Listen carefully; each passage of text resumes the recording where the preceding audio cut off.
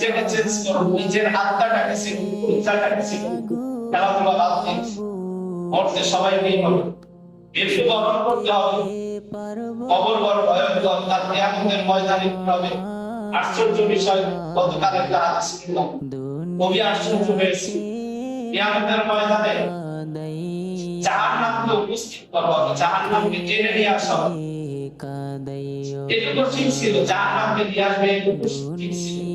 কিন্তু জাহান্নামে ওই যে লাগাম হয় না, লাগাম বলতে লাগাম লাগাই, জাহান্নামকে লাগাম লাগাই, লাগামের শিকল হবে ৭০,০০০, প্রত্যেকটা শিকলের রশি ধরবে, প্রত্যেকটা শিকল ধরবে ৭০,০০০ অবস্থা। তারপরে ধরে রাখতে হবে, জাহান্নামের সৃষ্টি হবে।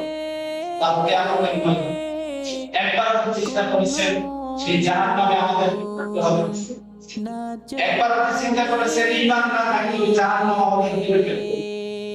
জাহান্নাম সেদিন ডাক দিয়ে বলবে, হে আল্লাহ আমাকে আমার খাদ্য দাও, হে আল্লাহ তাআলা আমার উত্তম বানানোর জন্য আরো খাদ্য দাও, আরো মাংস দাও।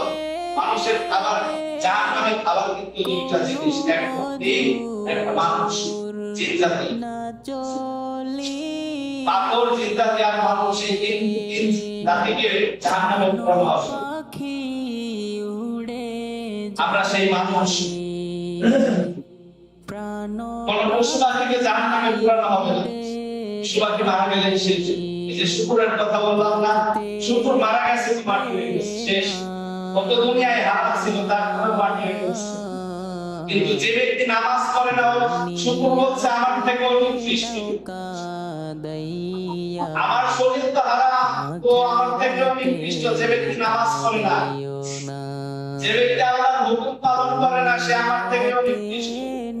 এখন বলতে পারেন আমি দান করি, সাদাকা করি, মানুষের ভালো কাজে সাহায্য করি, মানুষকে ভালোবাসি, আমার দ্বারা কোনো খারাপ কাজ হয় না, আমি মানুষের সেবায় নিয়োজিত, তারপরে হুজুর নামাজ পড়ি, শুধু দোষ একটাই, আমার নামাজটা আসে না, নামাজ পড়তে পারি।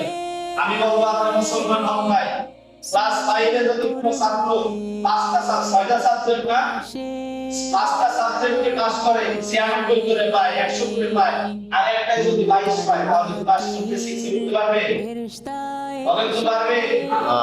তাহলে আপনি দান করলেন, হজ করলেন, যাকাত দিলেন, বিভিন্ন কাজ করলেন, দেশের মধ্যে সব কিছু করলেন, কিন্তু আপনি নামাজ পড়লেন না, আপনি পাস করতে পারবেন? ইসলামের স্তম্ভ 5টার মধ্যে একটা হচ্ছে নামাজ। 5টা স্তম্ভের মধ্যে আপনি একটা পালন করতেছেন,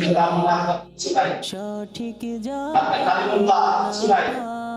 এজন্য বলবো নামাজ ছাড়বেন না, নামাজ পড়বেন, নামাজ ছাড়া করতে